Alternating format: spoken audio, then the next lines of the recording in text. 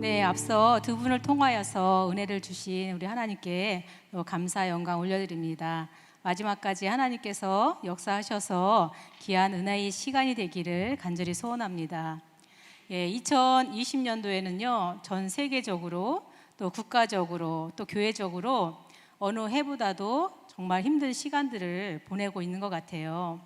가장 크게는 코로나19가 있고 또 긴 장마에 또 바비 태풍이 있었죠. 경제적으로는 또 얼마나 힘들겠어요. 기업을 하시는 분들의 이야기를 들어보면 지금이 IMF보다 더 힘들다고 그렇게 말씀을 하시더라고요. 얼마나 힘드시겠어요. 그로 인해서 가정적으로도 힘든 시기를 보내고 있는 것이 사실인 것 같습니다. 죄송합니다. 이렇게 어려운 얘기를 하는데 제가 웃어서 죄송합니다. 그러면 왜 하나님께서 이런 시간들을 허락하시는 걸까요? 우리가 힘들어할 걸 뻔히 알면서도 왜 이런 고난들을 우리에게 허락하시는 걸까?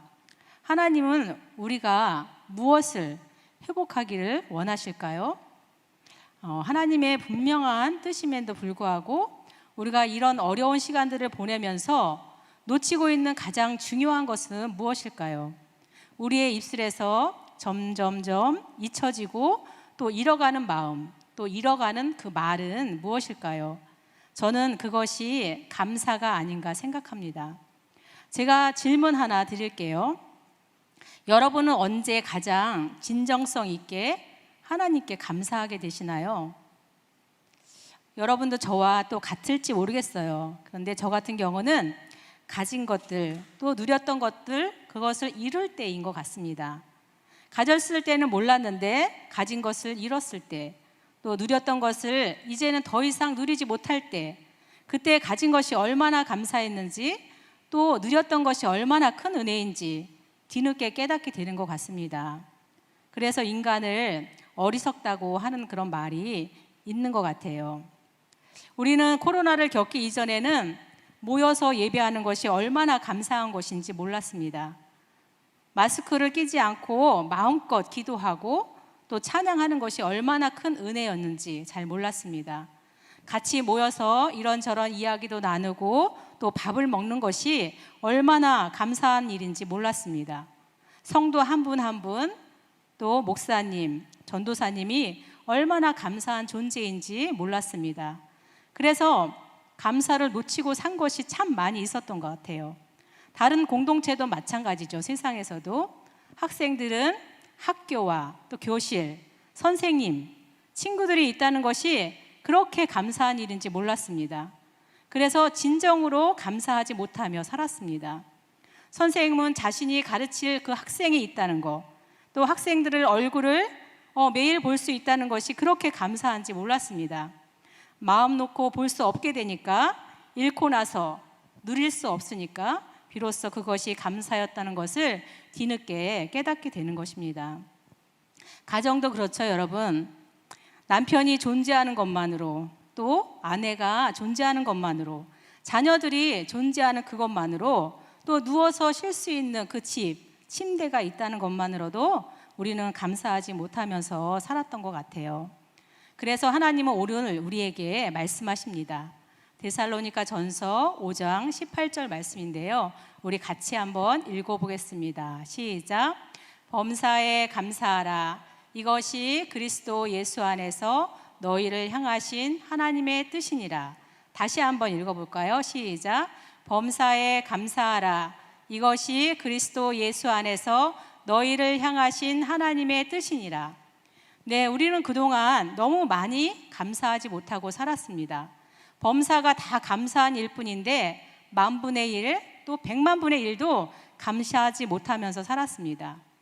하나님께서 우리에게 이런저런 그 시련을 허락하시는 이유가 여기에 있는 것이 아닐까요? 범사에 감사라는 그 하나님의 뜻을 이루기 위해서 일상적인 것들, 소중한 것을 잃는 그런 시련들을 우리에게 주시는 것이 아닐까요? 사실 가장 평범하고 또 일상적인 것이 가장 큰 은혜였다는 것을 뒤늦게 깨닫게 되지만, 그렇다면 감사가 무엇이길래 하나님은 범사에 감사하라고 명령하시고 또 이것이 하나님의 뜻이라고 말씀하시는 걸까요? 감사라는 것은요, 한마디로 하나님의 행하심에 대한 긍정의 표현입니다. 하나님에 대한 또 다른 사랑의 표현이라는 거죠. 그렇다면 이 범사에 감사라는 것은 모든 일 가운데 하나님이 행하고 계시다라는 긍정의 표현이고 또 사랑의 표현이고 또 하나님에 대한 신앙 고백이라는 거죠. 어떤 상황 속에서도 하나님께서 선하게 인도하실 것이라고 믿고 그 믿음을 담아서 고백하는 것이 바로 감사라는 겁니다. 그래서 감사를 표현하는 수준을 보면 그 사람의 영적인 상태를 우리가 알 수가 있습니다. 그렇다면 하나님의 편에서 이 감사는 어떤 의미일까요? 하나님은 왜 범사에 감사라는 그런 말씀을 우리에게 남겨주셨을까요? 그것은 모든 순간순간마다 내가 너희들과 함께 있고 내가 인도하고 있다라는 그런 아버지 하나님의 마음을 전하기 위해서 범사에 감사라는 그런 말을 우리에게 남겨주시지 않았을까요? 자, 그러면요, 감사의 가장 낮은 상태, 아니 마이너스 상태, 이 상태는 어떤 상태일까요? 여러분, 감사의 반대가 무슨 말이죠? 감사의 반대 뭐 같으세요? 네, 불평이죠. 감사의 반대는 불평입니다. 그래서 감사의 가장 낮은 단계, 아니 마이너스 상태는요, 매사에 불평으로 반응하는 사람들입니다. 최악의 상태인 거죠. 이런 사람들은 갖고 있는 은혜도 까먹는 사람들입니다. 예를 들면 어떤 사람들이 있을까요? 받아도 마음에 안 든다고 불평하고, 있어도 부족하다고 불평하고, 맛있는 음식을 먹어도 맛없다고 불평하고, 비가 오면 비가 온다, 눈이 오면 눈이 온다, 바람이 불면 바람 분다 불평하고, 더우면 덥다고 불평하는 사람들이겠죠. 이런 사람들을 실제로 있으시잖아요, 그렇죠? 우리 주변에. 이런 사람들을 영적으로 우리가 진단한다면 어떻게 될까요? 아예 믿음이 없다고 봐야 할 것입니다. 또 어떤 사람이 있을까요? 받아도 감사할 줄 모르는 사람이죠. 이런 사람들도 감사의 마이너스 단계에 위치한 사람들입니다. 왜 받아도 감사할 줄 모를까요? 받는 것이 당연하다고 생각하기 때문이죠. 그것이 은혜라는 것을 모르기 때문입니다. 예를 들면 어떤 경우가 있을까요? 자녀들이 부모가 베푼 사랑에 대해서 감사하지 않고 당연하다고 생각할 때 있죠. 근데 부모가 떠나고 나서야 그것이 얼마나 감사한 일인지 알게 되잖아요. 부모님이 계신 것 자체가 감사하고 자녀가 있는 자체가 감사라는 겁니다. 또 어떤 경우가 있을까요? 하나님이 은혜로 주신 이런 공기, 바람, 햇빛, 비, 눈, 자연, 물 등등등, 사실 너무나 값지기 때문에 하나님이 돈을 주고 살 수 없도록 이렇게 공짜로 은혜로 주신 것 같아요. 예수님의 구원도 마찬가지잖아요. 값으로 우리가 계산할 수 없는 어마어마한 가치가 있는 것이기 때문에, 또 우리가 그것을 살 수 없는 것을 알기 때문에 하나님의 그 십자가 은혜는 거저로 주신 은혜라고 하는 것입니다. 그렇기 때문에 거저받은 은혜에 대해서 우리가 더 큰 감사를 사실은 드려야 하는데 우리가 그러지 못하고 살 때가 참 많이 있습니다. 오히려 없어도 살아갈 수 있는 것, 예를 들면 비싼 돈을 지불해야 할 그런 물건들이 많이 있잖아요. 뭐 자동차도 있고 전자제품, 아이패드 이런 것들, 이런 것을 받으면요, 기분이 너무 좋아서 엄청나게 우리가 기뻐하면서 감사를 표현을 해요. 이게 저와 여러분의 현실인 것 같아요. 여러분, 우리는 공기가 없으면 죽습니다. 물이 없으면, 또 햇빛이 없으면 우리는 살 수가 없습니다. 우리 예수 그리스도가 안 계시면 우리는 죽습니다. 그러니까 우리가 평소에 감사하지 못한 것들이 더 큰 은혜였다는 것입니다.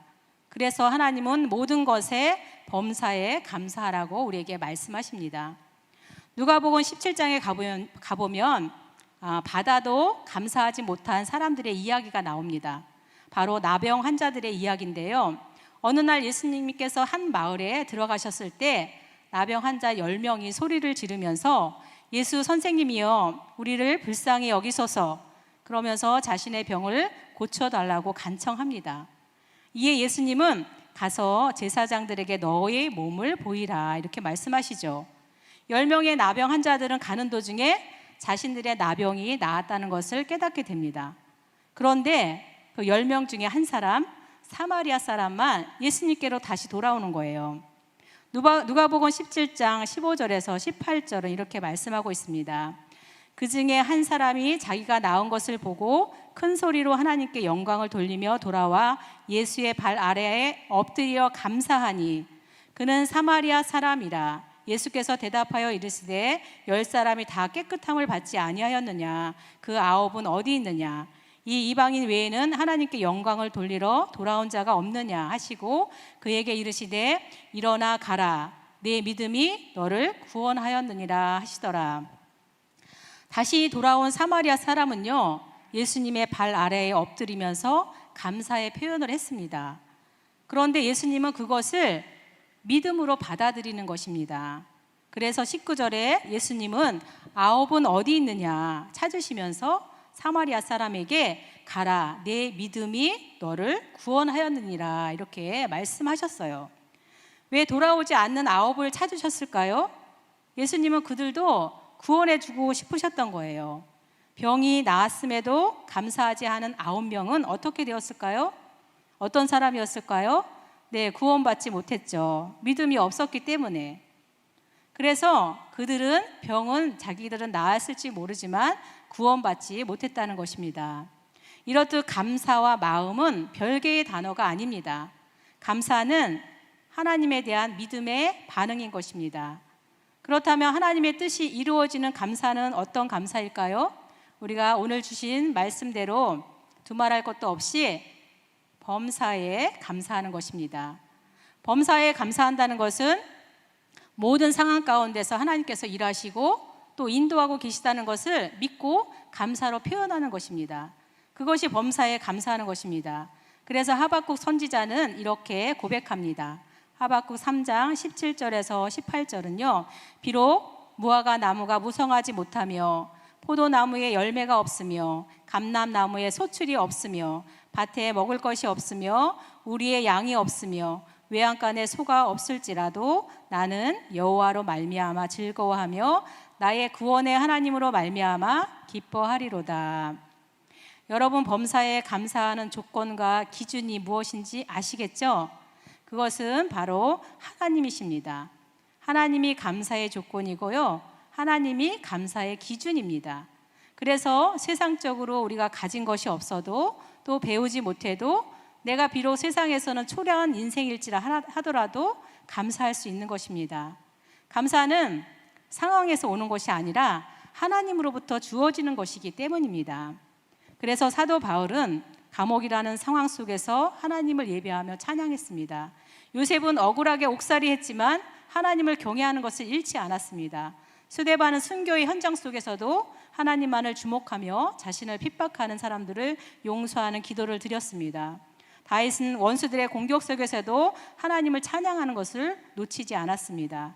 이것이 범사에 감사하는 사람들의 모습입니다. 어떤 상황 가운데서도 감사를 잃지 않는 자, 감사의 이유를 찾아내고 발견하는 자, 기도에 대한 응답이 당장에 없을지라도 믿음으로 취하고 받은 줄로 알고 미리 감사하는 것, 이것이 범사에 감사하는 태도입니다. 그래서 믿음은 감사로 나타나고요, 감사는 또 믿음의 열매인 것입니다. 사랑하는 성도 여러분, 오늘 하나님은 저와 여러분에게 범사에 감사하는 신앙을 회복하라고 말씀하십니다. 잃고 나서 깨닫지 말고 모든 상황 가운데서 하나님을 바라보면서 감사의 이유를 찾고 또 감사의 씨앗을 믿음으로 심기를 원하십니다. 그럴 때 하나님께서 30배 또 60배 100배로 우리가 더 크게 하나님께 감사할 수 있는 그런 풍성한 삶으로 인도해 나갈 것입니다. 아멘.